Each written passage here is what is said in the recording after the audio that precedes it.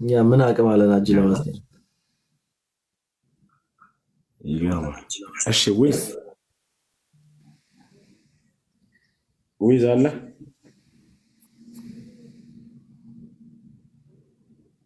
ዊዝ አለ ወይ? አለሁ እሺ ሰላም ነው። እንዴት ነህ? አለሁ። ጥያቄ አለ?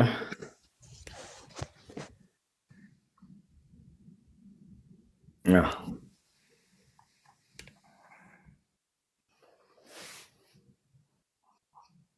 ጥያቄ አለ ወይ?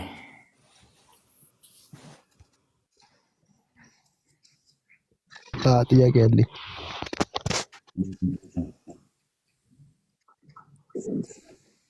ይሰማል? ይሰማል። ጥያቄ ምንድን ነው? ጥያቄ ምን መሰለህ? በሶላት ላይ ነው። እሺ አላህ ግን ሶላት ያደርጋል የሚል የመጽሐፍ ቅዱስ ማነው የቁርአን ክፍል አለ እንዴ? ምን ያደርጋል የሚል? ሶላት ያደርጋል የሚል ሶላት ይሰግዳል የሚል ነው። ብቻ ግን ሶላት ያደርጋል የሚል አለ። ሶላት ያደርጋል የሚል አንቀጻ ያወርዳል። ውዳሴ ያወርዳል። ሶላት ያወርዳል። ውዳሴውን በነብዩ ሰለላሁ ዐለይሂ ወሰለም ላይ ያሰፍናል ማለት ነው። እንዴት አልገባኝም። ያወድሳቸዋል ከመላእክቶች ዘንድ ከሰባቱ ሰማይ መላእክቶች ዘንድ ነብዩ ሰለላሁ ዐለይሂ ወሰለም በመልካም ማንነት ያወድሳቸዋል። መላእክቶችም የእርሳቸውን መልካምነት ያውቃሉ፣ ይረዳሉ ማለት ነው። እንዴ ሶላት ፍቺው ምንድን ነው? ጸሎት አይደል እንዴ? ብዙ ፍቺ አለው። አንደኛ ጸሎት፣ ሶስተኛ ስግደት፣ ሁሉ ትርጉሞች ናቸው። ስለዚህ ለአላህ የተጠቀሰው የትኛው ነው? ለአላህ የተጠቀሰው ውዳሴ የሚለው ነው።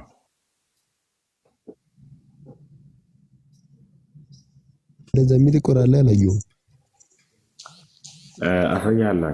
ቁርአኑን አንቀጽ ለአላህ ሲሆን ውዳሴ እንደሆነ ሊቃውንቶችን አሳያለሁ። ለሶስት ይከፈላል። አንደኛ ጸሎት የሚሆንበት ጊዜ አለ። ሁለተኛ ስግደት የሚሆንበት ጊዜ አለ፣ ሶላት። ሶስተኛ ውዳሴ የሚሆንበት ጊዜ አለ። ከአላህ ሲሆን ምንድን ነው ከተባለ ውዳሴ ነው። እርሱን እንዴት እንደሆነ ላሳየህ። አንቀጹን መጀመሪያ ላውጣና በዚያ ላይ የሊቃውንቶችን ንግግር ላሳየህ።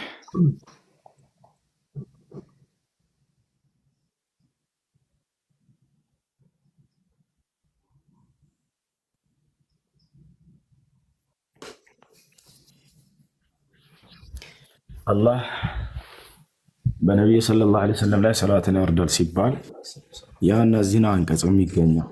የአማርኛውን ልክፈትልህና ከዛ ይሄን ቀጥታ ያው ወደ አማርኛ ልቀይርልህ። እዚህ ከነፍቹ እናገኘዋለን። አንድ ስክሪንሻት ላንሳውና ትራንስሌት አድርግልህ። አሁን እንመልከተው ቀጥታ ያሁን ቃል በቃል እንዴት እናይሻል። አሁን ወደ አማርኛ እንቀይረው እና ተመልከት። ይታያል። ምን ይላል? ይነበባል። ልጆች ይነበባል አይደል? አላህና መላእክቱ በነቢዩ ላይ የአክብሮት እዝነት ያወርዳሉ። እናንተ ያመናችሁ ሆይ በእርሱ ላይ የአክብሮት እዝነትን አውርዱ፣ በመልካም ሰላምታ ሰላምታን ተቀበሉ እያለ ይናገራል። ፍቹን ታዲያ እዚህ ጋር ተመልከት። አላህ መልእክተኛው ሙሐመድን ሰላም በእርሱ ላይ ይሁንና ለመላእክቱ ያመሰግናቸዋል ወይም ያወድሳቸዋል። ለማን? ለመላእክቶቹ። ቅድም እንዳልኩህ ማለት ነው። መላእክቱም ለእርሱ ይጸልያሉ። ይህ ከእኛና ከመላእክቶች ሲሆን ጸሎት ይባላል። ወደ አምላካችን ወደ አላህ አምላካችን አላህ ሆይ በነቢዩ ሙሐመድ ላይ ውዳሴህን አስፍን ብለን እኛ እንጸልያለን ወደ አምላካችን ወደ አላህ። አላህም የኛን ይሰማልና በእርሳቸው ላይ ውዳሴውን ያሰፍናል ነው። ገብቶሃል? ውዳሴውን ያሰፍንባቸዋል። ይሄ ነው። እሺ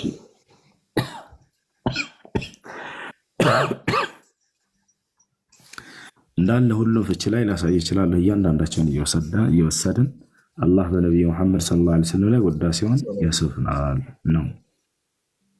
ያ ነው። እሺ ገብተዋል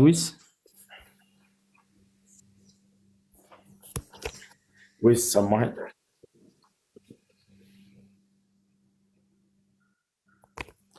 ወይስ ቤት አለው? እንደሱ ከሆነ አምላክህ ይሰግዳል ይጸልያል አይደለ? ወደ አምላኩ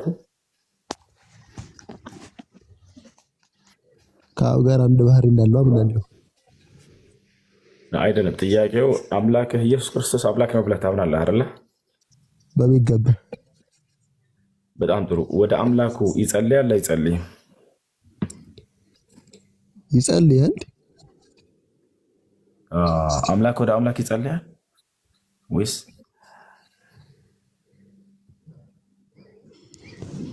ይህ በእኔ እይታ የሚመለስ አይደለም። ግን ለምሳሌ በመጽሐፍ ቅዱስ በመጀመሪያ ዮሐንስ ወንጌል ምዕራፍ 1 ቁጥር 1 ላይ በመጀመሪያ ቃል ነበረ፣ ቃልም በእግዚአብሔር ነበር፣ ቃልም እግዚአብሔር ነበር ይላል አይደለ? ያ ከእግዚአብሔር አብ ጋር ኢየሱስ በባህሪ አንድ መሆኑን ያሳያል ማለት ነው። በመለኮት አንድ መሆኑ እንደገና ደግሞ በባህሪ አንድ ናቸው የሚል የለም ወይስ?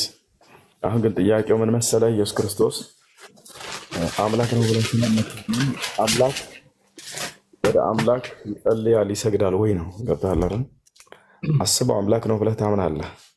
እሺ፣ ጭራሽ እርሱ ወደ አምላኩ ይጸልያል እኮ።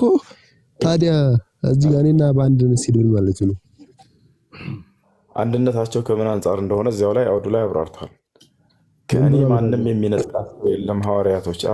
ከእኔ ማንም አይነጥቃቸውም ሐዋርያቶችን፣ ከአባቴም እጅ ማንም አይነጥቃቸውም። እኔና አብ አንድ ነንና አለ።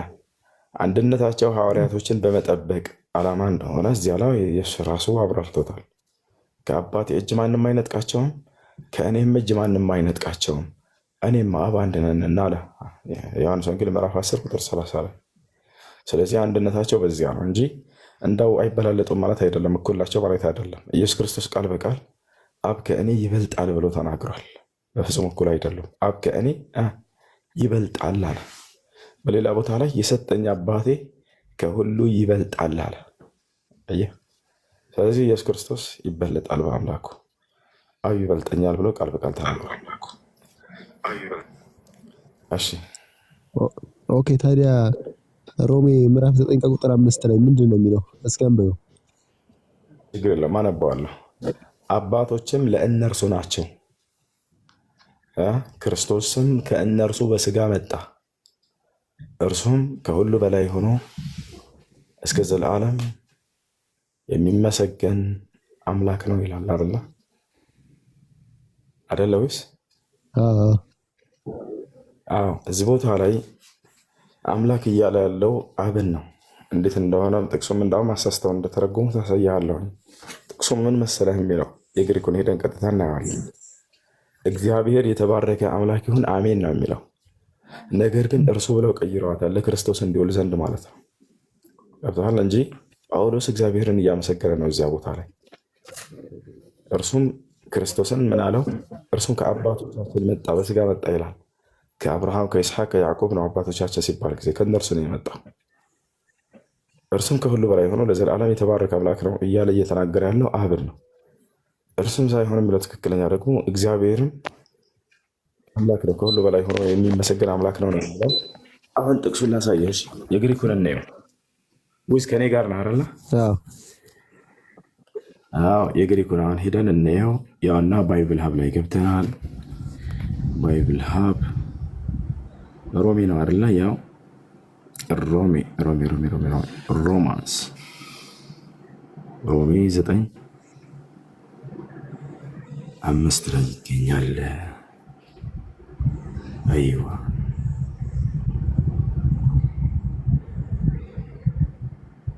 እሺ እዚህ ቦታ ላይ ምን ይላል ተመልከት። አይ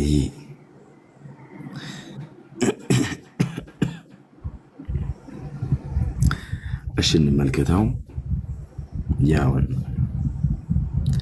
ይታያል። አባቶችም ይላል የእነርሱ ናቸው፣ ከእነርሱም ክርስቶስ በስጋ ነው፣ እርሱም ከሁሉ በላይ ነው፣ ለዘላለም የተባረከም እግዚአብሔር ነው አለ።